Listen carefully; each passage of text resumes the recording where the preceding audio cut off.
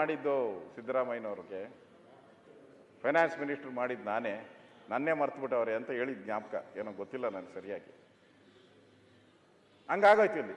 ಅವ್ರು ಬಿಡಿ ಏನೋ ಮಾಡ್ಕೊಂಡೆ, ಅದು ಪಾಲಿಟಿಕ್ಸು, ಅವ್ರದ್ದು ಗುರು ಶಿಷ್ಯರ ಸಂಬಂಧ ಏನಾನ ಹಾಕೊಳ್ಳಿ. ಈಗ ದೂರ ಆಗವ್ರೆ ವೈರಿಗಳು, ಅದು ಬೇರೆ ಪ್ರಶ್ನೆ. ಅಷ್ಟಿದ್ರು ಮೊನ್ನೆ ಹೋಗಿದ್ರು, ಆರೋಗ್ಯ ವಿಚಾರಣೆ ಮಾಡಕ್ಕೆ ಹೋಗಿದ್ರು. ಆ ಪ್ರೀತಿ ಹಳೆ ಪ್ರೀತಿಯಿಂದ ಹೋಗಿದ್ದಾರೆ, ಅದು ಬೇರೆ ಪ್ರಶ್ನೆ. ಆದರೆ ಇಲ್ಲಿ ರೈತರಿಗೆ ಯಾಕೆ ಮೋಸ ಮಾಡಿದ್ರಿ? ನೀವೇ ಹೇಳಿ, ರೈತರಿಗೆ ಯಾಕೆ ಮೋಸ ಮಾಡಿದ್ರಿ? ನೀವು ಕೊಡಬೇಕಾಗಿತ್ತಲ್ಲ. ನುಡಿದಂತೆ ನಡೆದ ಸರ್ಕಾರ 20-30 ಕೋಟಿ ಖರ್ಚು ಮಾಡಿದ್ರಿ.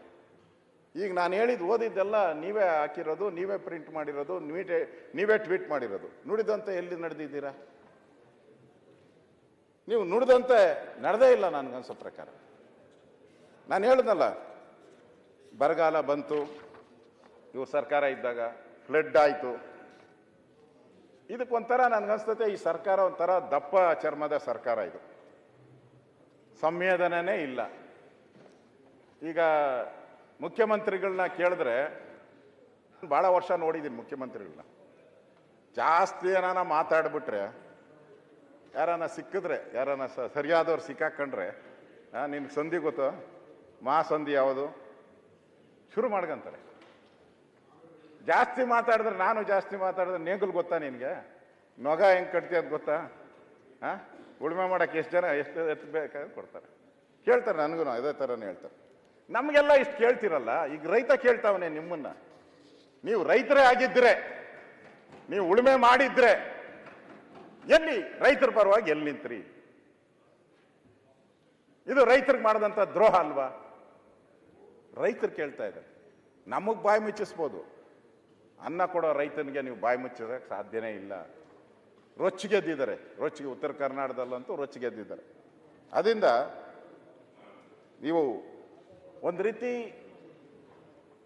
ಕಲ್ಲು ಹೃದಯ ಆಗೋಗ್ಬಿಟ್ಟೈತೆ ಈ ಸರ್ಕಾರ, ಕಲ್ಲು ಹೃದಯ ಆಗೋಗ್ಬಿಟ್ಟೈತೆ. ಯಾಕೆ ಏನು ಅಂತ ನನಗೂ ಗೊತ್ತಿಲ್ಲ. ಬರೋಣ, ಬೇಕಾದ್ರೆ ಆಮೇಲೆ ಹೇಳ್ತೀನಿ ಅದ್ರ ಬಗ್ಗೆ.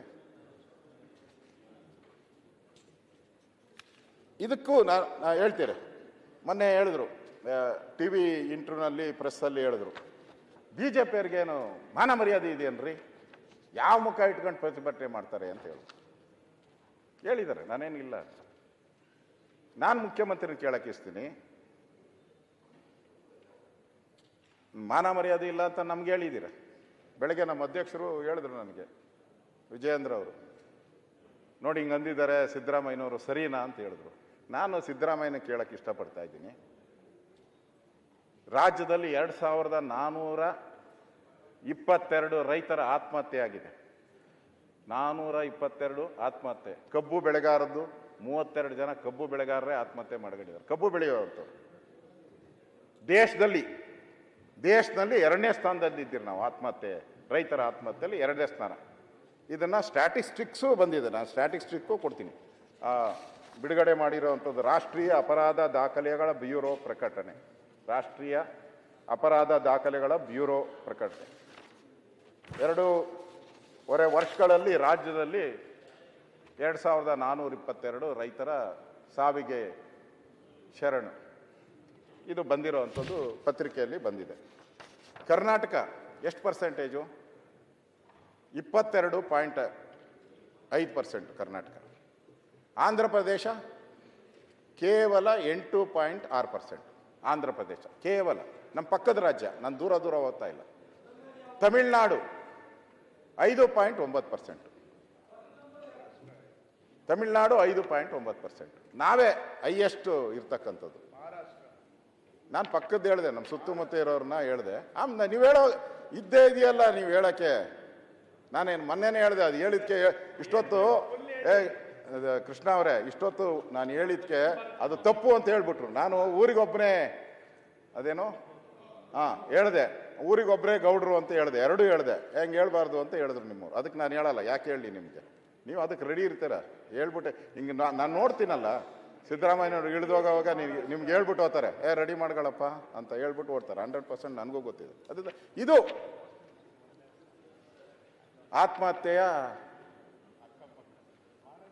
Progressive report. ಕಾಂಗ್ರೆಸ್ ಸರ್ಕಾರದ ಮಾರ್ಕ್ಸ್ ಕಾರ್ಡ್ ಇದು. ಒಂದು ಸರ್ಕಾರನ ಅಳಿಯೋದು ಹೆಂಗೆ ಅಳಿತೀರ? ಒಂದು ಸರ್ಕಾರನ ಇಷ್ಟು ಜನ ರೈತರ ಆತ್ಮಹತ್ಯೆ ಮಾಡ್ಕೊಂಡ್ರೆ ಈ ಸರ್ಕಾರದ ಮಾರ್ಕ್ಸ್ ಕಾರ್ಡನ್ನು ಇದನ್ನು ನಾನು ಓದಿದ್ದೀನಿ. ಇಷ್ಟು ಮಾರ್ಕ್ಸ್ ಇವ್ರಿಗೆ ಬಂದಿದೆ. ಇದು ರೈತರ ಪರವಾದಂಥ, ಉತ್ತರ ಕರ್ನಾಟಕದ ಅಭಿವೃದ್ಧಿ ಪರವಾದಂಥ ಸರ್ಕಾರ ಅಂತ ಯಾವ ಮುಖ ಇಟ್ಕೊಂಡು ಹೇಳ್ಬೇಕು ನೀವು ಕಾಂಗ್ರೆಸ್ ಅವರು? ಯಾಕೆ ಹೇಳ್ಬೇಕಾಗ್ತದೆ? ನೀವು ನನಗನ್ಸ್ತತೆ ಒಂಥರ ಇನ್ನೂ ಗ್ಯಾರಂಟಿ ಭ್ರಮೆಗಳಿಂದ ಇವ್ರು ಆಚೆ ಬಂದೇ ಇಲ್ಲ. ನಾವು 2000 ಕೊಟ್ಬಿಟ್ರೆ, ಬಸ್ ಫ್ರೀ ಕೊಟ್ಬಿಟ್ರೆ ಎಲ್ಲ ಸಾಧ್ಯನೇ ಇಲ್ಲ. ಸಿದ್ದರಾಮಯ್ಯನವರು ಆರ್ಥಿಕ ತಜ್ಞರು ಯಾರೋ ಹೇಳಿಕೆ ಮಾತು ಕೇಳ್ಕೊಂಡು ಮಾಡಿದ್ದಾರೆ ಅಂತ ಅನಿಸ್ತೈತೆ. ಪಕ್ಕದ ನಮ್ಮ ತೆಲಂಗಾಣ ನಮ್ದು 10 ಪಟ್ಟು ಕೊಟ್ಟಿದ್ರು ಅವರು, ಇವ್ರು 5 ಕೊಟ್ಟರು, ಅವ್ರು 20 ಕೊಟ್ಟಿದ್ರು. 20 ಮನೆ ಬಾಗಿಲಿಗೆ ಎಲ್ಲ ಕೊಟ್ಟರು, ಬೋರ್ಡ್ಗಿಲ್ದಂಗೆ ಹೊರಟೋದ್ರು ಅವರು. ಜಗಮೋಹನ್ ಅವರು. ನಾನಲ್ಲಿ ಒಂದು ಸರ್ವೆ ಕೇಳಿದ್ದೆ ನಾನು. ಆ ಸರ್ವೆಯಲ್ಲಿ ಅವರು ಅಲ್ಲಿ ಗ್ರಾಮ ಪಂಚಾಯತಿ ಸದಸ್ಯನಿರ್ತದಲ್ಲ, 3 ಪೈಸದ ನಯ ಪೈಸದ ಬೆಲೆ ಇರಲ್ಲ. MLA ಅಂತೂ ಮುಖ್ಯಮಂತ್ರಿ ನೋಡಕ್ ಸಾಧ್ಯನೇ ಇಲ್ಲ, ಅಪಾಯಿಂಟ್ಮೆಂಟೇ ಇಲ್ಲ MLA ಗಳಿಗೆ ಅಲ್ಲಿ. ಆದರೆ ಮುಖ್ಯಮಂತ್ರಿ ಒಬ್ಬನ್ನ ನೇಮಕ ಮಾಡೋ